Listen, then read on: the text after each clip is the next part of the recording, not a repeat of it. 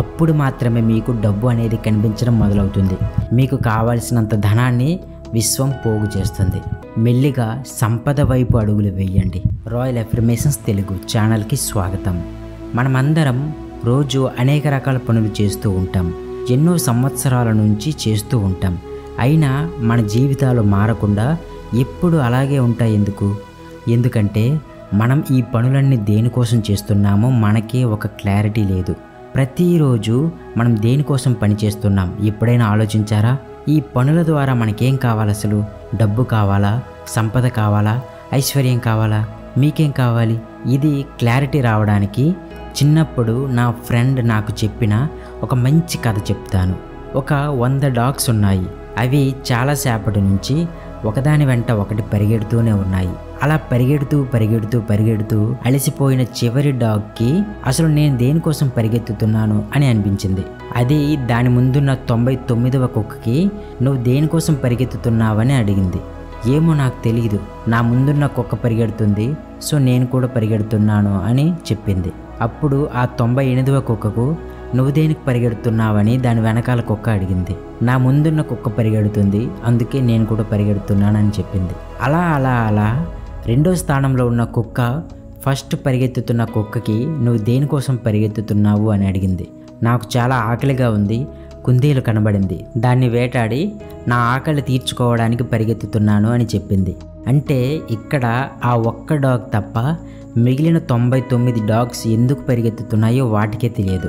అలాగే మనలో కూడా చాలామంది లైఫ్లో పరిగెత్తుతుంటాము, కానీ మనకు ఏం కావాలో మనకి క్లారిటీ ఉండదు. ఆ క్లారిటీ రావడానికి ఈ వీడియోని మాత్రం చివరి వరకు చూస్తే లైఫ్లో ఎంతో టైం మిగిలిపోతుంది. మీరు ధనవంతులైపోతారంతే. నాకు చెప్పండి, మీకు డబ్బు కావాలా, సంపద కావాలా, ఐశ్వర్యం కావాలా? ఇక్కడ మనం కన్ఫ్యూజ్ అవ్వకూడదు. డబ్బు, సంపద, ఐశ్వర్యం ఇవన్నీ ఒకదానితో ఒకటి వరుసగా ముడిపడి ఉంటాయి.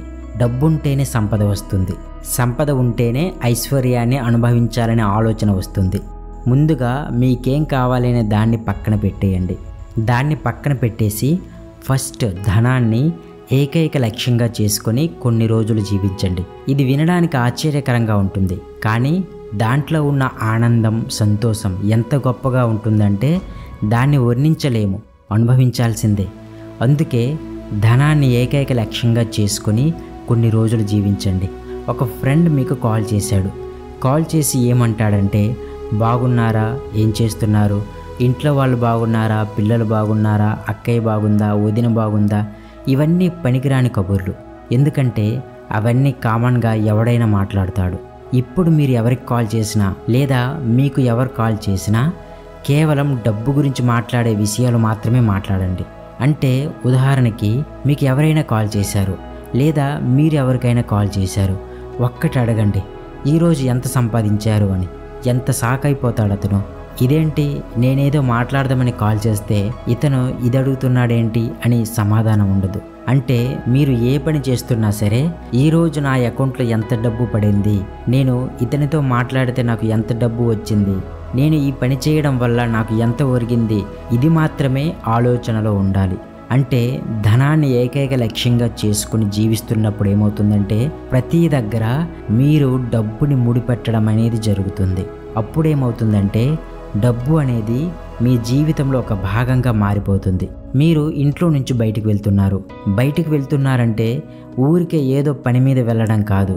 ఆ వెళ్ళిన తరువాత దాని ద్వారా మీకు ఎంత అమౌంట్ వస్తుంది అనే ఆలోచన మాత్రమే కలిగి ఉండాలి. ఇలా అయితే ఏమవుతుందంటే మీరు ధనాన్ని ఏకైక లక్ష్యంగా చేసుకుని పని చేస్తున్నట్టు విశ్వం గుర్తిస్తుంది. అప్పుడు ఏం చేస్తుంది, మీకు కావాల్సినంత ధనాన్ని విశ్వం పోగు చేస్తుంది. అలాగే మీరేమనుకుంటున్నారంటే నేను వ్యాపారం చేయడం ద్వారా ధనాన్ని సంపాదిస్తున్నాను అని అనుకుంటున్నారు. మీరు ధనాన్ని సంపాదించట్లేదు, కేవలం వ్యాపారం చేస్తున్నారంతే. అంటే ఆ వ్యాపారంలో మీకు జీవనము, వృత్తి సాగడానికి మాత్రమే మీరు సంపాదిస్తున్నారు. ఇంకొంతమంది ఏమనుకుంటున్నారంటే నేను వ్యాపారం ద్వారా బాగా సంపాదిస్తున్నాను అని. కానీ అది రాంగ్. ఎందుకంటే మీ వ్యాపారం ద్వారా కేవలం మనీ రొటేషన్ మాత్రమే అవుతుంది. ఇది బాగా గుర్తుంచుకోండి. ఒక వ్యక్తిని తీసుకుందాం, ఒక వ్యాపారం చేస్తున్నాడు. రోజు ఒక 10,000 రూపాయల వ్యాపారం చేస్తున్నాడు అనుకోండి. ఆ 10,000 రూపాయల్లో లాభం ఎంతంటే ఒక 10% తీసుకుందాం అనుకోండి, 1000 రూపాయలు మాత్రమే లాభం. అంటే ఉదయం నుంచి సాయంత్రం వరకు కూర్చుని 10,000 రూపాయల వ్యాపారం చేస్తే అతనికి మిగిలేది 1000 రూపాయలు మాత్రమే. ఆ 1000 రూపాయల్లో అతను రెంట్కి, కరెంట్కి, అతని ఇంటి అవసరాలకు మాత్రమే సరిపోతుంది. అప్పుడు ధనాన్ని ఏకైక లక్ష్యంగా చేసుకుని సంపాదించడం ఎలా అవుతుంది? అక్కడ డబ్బు లేదు, కేవలం వ్యాపారం మాత్రమే ఉంది. మీరేమంటున్నారంటే నేను డబ్బు సంపాదిస్తున్నాను అనుకుంటున్నారు. అది పొరపాటు. డబ్బు సంపాదించడం అంటే ఎలా ఉంటుందంటే, ఇప్పుడు మీరు ఏ వ్యాపారం అయితే చేస్తున్నారో అది కాకుండా మీకు 5-6 వేలు రోజు వచ్చినట్లుగా ఉన్నప్పుడు అది ధనాన్ని ఏకైక లక్ష్యంగా చేసుకొని పనిచేస్తున్న దాని కిందికి వస్తుంది. అంటే మనకి ఫస్ట్ ఏమిటంటే దీనికి దానికి తేడా తెలియాలి. చాలామంది ఏమనుకుంటున్నారంటే నేను బ్రహ్మాండంగా డబ్బు సంపాదిస్తున్నాను, నా వ్యాపారంలో ఈ నెల ఇన్ని లక్షలు వచ్చాయి, అన్ని లక్షలు వచ్చాయి అని అనుకుంటున్నారు. కానీ మొత్తం మీరు ఆ ఖర్చులు అవన్నీ తీసేసి తరువాత టోటల్గా చూస్తే మీకు వచ్చింది చాలా తక్కువ ఉంటుంది. కాబట్టి అది ధనాన్ని సంపాదించడం కాదు, వ్యాపారం చేస్తున్నారు. కేవలం మీ జీవన భృతి కోసమే వ్యాపారం చేస్తున్నారు. దాన్ని పక్కన పెట్టేసి ధనాన్ని ఏకైక లక్ష్యంగా చేసుకొని పని చేస్తున్నప్పుడు ఏమవుతుందంటే అప్పుడు మాత్రమే మీకు డబ్బు అనేది కనిపించడం మొదలవుతుంది. ఎప్పుడైతే మనకు డబ్బు వేలల్లో లక్షల్లో వస్తుందో అప్పుడు మెల్లిగా సంపద వైపు అడుగులు వేయండి. అర్థమైందా? వచ్చిన డబ్బుని దేంట్లోనో పెట్టుబడి పెట్టేశామా, అది మళ్ళీ ఎప్పుడో 5-6 సంవత్సరాలకు వస్తుందా అనేది పక్కన పెట్టండి. మీకు వచ్చిన డబ్బుతో ఒక అసెట్ కొనండి, అంటే ఒక ఆస్తి కొనండి. దానికి రెంట్ ఇవ్వడమో లేదా లీజ్కి ఇవ్వడమో చేయండి. ఇలా చేస్తే ఏమవుతుందంటే మనకు ఒక ప్యాసివ్ ఇన్కమ్ అనేది స్టార్ట్ అవుతుంది. అంటే మనం రోజు చేసే వ్యాపారం కాకుండా అదనంగా మీకు ప్రతీ నెల మీకు ఎంతో కొంత అది సంపాదించి పెడుతుంది. ఇక్కడ మీరు ఏమి పని చేయరు, దేంట్లోనూ పాల్గొనరు. కేవలం అసెట్ కొనడం వలన దాంతో వచ్చిన ఆదాయం ఏదైతే ఉందో అది ప్యాసివ్ ఇన్కమ్ కిందకి మనం లెక్కిస్తాం. ఆ ప్యాసివ్ ఇన్కమ్ ద్వారా మనకి ఎక్స్ట్రాగా డబ్బు రావడం జరుగుతుంది. ధనాన్ని ఏకైక లక్ష్యంగా చేసుకునే పద్ధతిలో ప్యాసివ్ ఇన్కమ్ రావడం అనేది ఒక పార్ట్. మన దేశంలో మరియు ఇతర దేశాల ధనవంతులకు ఎన్నో రకాల ప్యాసివ్ ఇన్కమ్లు ఉంటాయి. అందుకే మీరు మీ వ్యాపారం చేస్తూనే ప్రతీ నెల కనీసం 2-3 రకాలుగా స్థిరంగా ప్యాసివ్ ఇన్కమ్ వచ్చే మార్గాలను సృష్టించుకోండి. అంటే ఏదైనా ఒక వ్యాపారంలో స్లీపింగ్ పార్ట్నర్గా ఉండడం, లేదా మీకున్న ఖాళీ స్థలాన్ని రెంట్కి ఇవ్వడం లేదా లీజ్కి ఇవ్వడం, మీకు ఎక్స్ట్రాగా ఉన్న ఇల్లు కానీ కమర్షియల్ షాప్స్ కానీ ఉంటే వాటిని అద్దెకి ఇవ్వడం వల్ల మీరు ప్యాసివ్ ఇన్కమ్ని సృష్టించుకోవచ్చు. అదనముగా ఇలాంటి స్థిరాస్తులు లేని వాళ్ళు ఏం చేస్తారంటే మీరు ఆన్లైన్లో బిజినెస్లు మొదలు పెట్టవచ్చు. వీటి వలన కూడా మీరు ప్రతీ నెల ప్యాసివ్ ఇన్కమ్ పొందవచ్చు. అలా ఏమవుతుందంటే ఇంకా డబ్బు పోగవుతుంది. అప్పుడు డబ్బు అనేది కనిపించడం మొదలవుతుంది. ఇప్పటి వరకు మీరు సంపాదించిన దాంట్లో కేవలం 10% మాత్రమే మీకు కనిపించింది. ఇప్పుడు అదనంగా మీరు ఒక 20-30%కి రీచ్ అవ్వడం జరుగుతుంది. ఇప్పుడు ఏమవుతుందంటే అనుకోకుండా మీకు కొత్త ఆలోచనలు రావడం మొదలవుతుంది.